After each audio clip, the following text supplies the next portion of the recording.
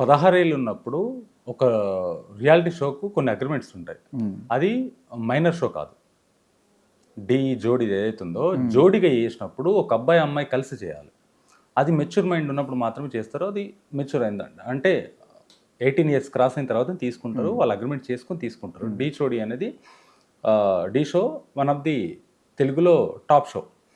దాంట్లో అప్పుడు తీసుకున్నది వాళ్ళ వైఫ్ కూడా ఇదే మాట్లాడేది. అప్పుడు తీసుకున్నప్పుడు అమ్మాయి 18 సంవత్సరాలు. దాంట్లో పరిచయం అయింది. పరిచయం అయిన తర్వాత 1-2 ఇయర్స్ తర్వాత అసిస్టెంట్గా వచ్చింది. అక్కడ నుంచి జర్నీ అయింది. అమ్మాయి 16 సంవత్సరాలు అంటే మీరు ఎట్లా నమ్ముతున్నారు అని చెప్పేసి వాళ్ళ వైఫ్ మాట్లాడుతుంది. ఇంకొకటి అదొకే, అది పక్కన పెడితే ఇప్పుడు ఒక అమ్మాయి మీతో చనువుగానో లేకపోతే ఫ్రెండ్గానో వచ్చినప్పుడు ఈ అమ్మాయి ఏజ్ మనకి రాసి పెట్టి ఉంటుందా? ఉండదు. ఎవరన్నా పరిచయం చేసుకొని లవ్లో పడేటప్పుడు ప్రతి ఒక్కరి దగ్గర బర్త్ సర్టిఫికేట్ తీసుకొని లవ్ చేస్తారా? సరే, ఆయన లవ్ చేశారా లేకపోతే అసలు మామూలుగా ఉన్నారా అనే విషయం. 16 సంవత్సరాలు ఉన్న టైంలో ఒకవేళ నిజంగా ఆవిడ చెప్పింది నిజమే అనుకున్నా కూడా అప్పుడు వాళ్ళిద్దరు ఎక్కడికో కలిసి వెళ్ళి ఉండొచ్చు, ట్రావెల్ చేసి ఉండొచ్చు. అంత మాత్రాన రిలేషన్ ఉంది అని చెప్తే దానికి ప్రూఫ్ కూడా చూపించాల్సిన బాధ్యత వాళ్ళ మీద ఉంది. అండ్ ఇంకొకటి, అప్పుడు ఆవిడ 16 ఏళ్ళు నాకు 16 ఏళ్ళు అని చెప్పి ఆయనకి చెప్పిందా లేదా?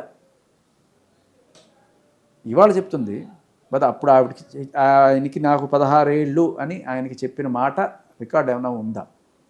అంటే అప్పుడు ఇద్దరు ఎవరు కూడా నుదుటి మీద నాకు 16. ఇప్పుడు కొంతమంది 20 ఏళ్ళు వచ్చినా 16 ఏళ్ళ కనబడతారు.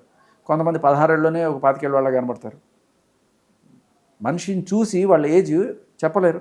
అండ్ ఇంకొకటి, ఆవిడ 18 ఏళ్ళని చెప్పలేదని గ్యారంటీ కూడా మనం చెప్పలేం. ఆవిడ 18 ఏళ్ళని చెప్పుండొచ్చు ఆ జోడీ కోసం, లేకపోతే లేకపోతే ఈయన దగ్గర ఎక్కడైనా సరే ఆఫర్స్ రావడం కోసం. సో ఏదైనా అయి ఉండొచ్చు. మనకి అంటే క్లియర్ కట్ ఇన్ఫర్మేషన్ ఆవిడ వచ్చి బయట చెప్తే తప్ప తెలుస్తుంది. బట్ ఎవరైనా ఏదైనా ప్రూఫ్ చూపించినా తెలుస్తుంది.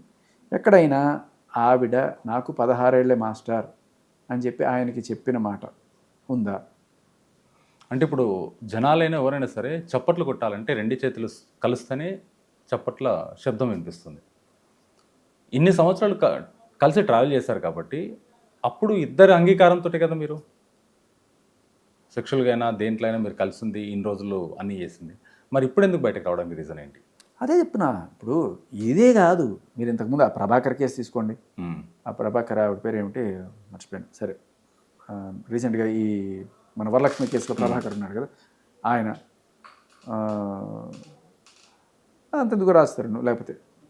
సో ఎవరైనా సరే ఉన్ననాళ్ళు ఉండి సడన్గా ఏదో రోజు ఏదో ప్రాబ్లం వస్తే వాళ్ళ మీద డబ్బుల కోసం కావచ్చు, లేకపోతే ఇంకా నన్ను వదిలి అని చెప్పడం కోసం కావచ్చు, ఏదైనా కావచ్చు, ఈ సెక్షన్లు వాడుకుంటున్నారు. 376 కావచ్చు, 493 కావచ్చు, ఇప్పుడు 69 ఇలాంటివి బిఎన్ఎస్లో వాడుతున్నారు అనేది మనకి చెక్ చేయాల్సిన అవసరం ఎంతైనా ఉంది. చాలా గట్టిగా వీటి మీద మనం పోరాడకపోతే రేపు ఫ్యూచర్లో ఇదేదో బాగుందే అని చెప్పి ప్రతి ఒక్కరు కూడా భార్య భర్త మీద పెట్టే అవకాశం కూడా ఉంది కదా. భార్య భర్త మీద పెట్టే అవకాశం సెక్షన్ 68 అది బిఎన్ఎస్. కానీ ఇక్కడ ఎవరైతే జానీ మాస్టర్ గారి మిస్సెస్, ఆవిడ అసలు మొత్తం కోణంలో ఈవిడ రైట్ కాదు, ఈవిడ అండ్ కుటుంబం వాళ్ళ పిల్లలు ఎంత బాధపడుతున్నారు, ఎంత సఫర్ అవుతుంది, దాని గురించి అస్సలు మనం మాట్లాడకుండా ఈయన రైటా ఈవిడ రైటా, ఈయన రైటా, ఇద్దరిది తప్పు ఉండొచ్చు. కానీ ఇద్దరు తప్పు వల్ల ఎవరు నష్టపోయారు? ఈవిడ నష్టపోతే ఈవిడ కదా నష్టపరిహారం లేకపోతే కేసు పెట్టాల్సింది. ఈవిడ పెట్టింది పోయి కేసు కదా. ఆవిడ ఎందుకు పెట్టలేకపోయింది కేసు? ఒకటి, అమ్మాయి లైఫ్ని ఎందుకు స్పాయిల్ చేయాలని కాదు, తన భర్త జీవితాన్ని తను ఎందుకు స్పాయిల్ చేయాలనుకుంటుంది? ఏదో మాట వరుసకి చెప్పి సెటిల్ చేసుకుంటారు ఇట్లాంటివన్నీ కూడాను. ఎవరు ఆల్రెడీ సెటిల్ చేయడానికి కూడా ఒకసారి వాళ్ళ ఇంటికి వెళ్ళారు జానీ మాస్టర్ వాళ్ళ వైఫ్ ఇద్దరు. ఒకవేళ నిజంగా పెట్టాలనుకున్నా కూడా పెట్టలేరు. పెట్టాలనుకుంటే వేరే సెక్షన్ పెడతారు. ఇప్పుడు జరిగేది కూడా అదే. సొసైటీలో నా భర్త వేరే ఆవిడతో అక్రమ సంబంధం పెట్టుకున్నాడు అని నువ్వు కేసు పెడితే దానికి ఏ శిక్ష లేదు ఈ రోజుల్లో. అలా ఏం లేదు. ఒకవేళ మీకు ఇష్టం లేకపోతే విడాకులు తీసుకోండి. ఆ విడాకులు తీసుకునేటప్పుడు ఈ కారణం చూపించండి, ఆయనతో భరణం ఎంతో అంత దీనికి తగ్గట్టుగా ఆయన తప్పు ఉంది కాబట్టి భరణం ఇప్పిస్తాం, అంతే తప్ప దానికి శిక్ష లేదు లేటెస్ట్ దీని ప్రకారం. సో ఆవిడ కేసు పెట్టినా ఆవిడ భరణం తీసుకొని భర్తతో సో కొంతమంది ఉంటారు ఏదో డబ్బులు కావాలనుకునే వాళ్ళు, అప్పుడు ఇలాంటి 498 ఏలు ఇలాంటివన్నీ పెట్టి భర్త దగ్గర నుంచి ఎంతో కొంత లాగడం ఇట్లా. బట్ ఆవిడ ఖచ్చితంగా అంటే భర్తతో ఉండాలనుకునే వాళ్ళు ఒకవేళ ఇట్లాంటివి ఉన్నా కూడా సరే తిట్టుకుంటున్నానో, లేకపోతే ఆయన ఏదో రకంగా సముదాయించుకొని మొత్తానికి లాక్కోవాలను, లేకపోతే ఆ అమ్మాయికి బుద్ధి చెప్పాలను, ఏదో ఒకటి చేసుకొని సంవత్సరం సాగిస్తుంటారు తప్ప ఇలా కేసు పెట్టాలనుకోరు. కానీ నిజంగా అవన్నీ భరించింది మహావిలాల్ పాపం ఆవిడ. నేను జానీ మాస్టర్ని కూడా ఈ విషయంలో సపోర్ట్ చేయను. ఆవిడని నిజంగానే సపోర్ట్ చేస్తాను. తన ఫ్యామిలీ పిల్లలు బాగుండడం కోసం ఇవన్నీ కూడా భరించిన మహావిలాల్ ఆవిడ. ఆవిడికి జరుగుతున్న అన్యాయం గురించి ఎవడు మాట్లాడుతున్నాడు? కలిసారా మీరు? లేదు.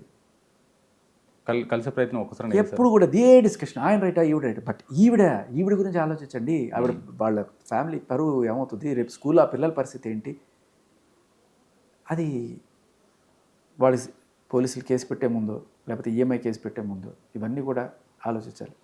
ఇన్నాళ్ళు 5 ఏళ్ళు నా జీవితం అంటున్నారు కదా, ఈ 5 ఏళ్లలో ఆవిడ ఎంత నరకవేదన అనుభవించింది. ఒక స్త్రీ భర్త వేరే అమ్మాయితో వెళ్తున్నాడు అని చెప్పి ఆవిడే, నేను విన్నది ఏంటంటే అన్నయ్య అని పిలిచి ఈవిని బాబీ అని పిలిచేది అని. ఇది వెన్నుపోటులాగా ఖచ్చితంగా అనిపిస్తుంది కదా ఆవిడ నిజంగా. దీని వెనకాల ఒక పెద్ద హీరో, పెద్ద డైరెక్టర్ ఉండని చెప్పేసి నేను ఇండస్ట్రీలో చాలామందితో విన్నాను. జరిగినది ఆ షూటింగ్లో జరిగి ఉండొచ్చు. ఆ పర్టికులర్ సినిమా షూటింగ్లో జరిగినప్పుడు వాళ్ళ ఈగో అట్టయి, ఆ డైరెక్టరు ఆ హీరో ఈగో అట్టయి ఇక్కడ దాకా తీసుకొచ్చారు. ఈ అమ్మాయిని ఒక నేషనల్ కొరియోగ్రాఫర్ దగ్గర సెట్ చేయడం అని చెప్పేసి విన్నాను. ఎంతవరకు వస్తాం నాకు తెలిసింది చెప్పమన్నా చెప్తాను. ఇవన్నీ అంటే అగైన్ అవి ఉండొచ్చు, కాకపోయి ఉండొచ్చు, ఆయన సపోర్ట్ ఉండొచ్చు, కాకపోయి ఉండొచ్చు. బట్ ఏదైనా కూడా జరిగిన గొడవ ఇదైతే ఆ గొడవకి వేరే సెక్షన్స్ పెట్టి, రేప్ సెక్షన్స్ పెట్టి చేస్తే అది ప్రాబ్లం, అది తప్పు. అది మీరు అన్నది నేను అంటే బయట అందరూ అనుకుంటున్న మాట అది. కానీ నేను కొంచెం కొంత లోతుగా తెలుసుకున్న విషయం ఏంటంటే ఆ షూటింగ్లో జరిగింది ఏదో గొడవ, ఆయనకి ఇష్టం లేకుండా లేకపోతే కొరియోగ్రాఫ్ చేయొద్దన్నారనో ఏదో, మొత్తానికి దానికి సంబంధించిన ఏదో గొడవ.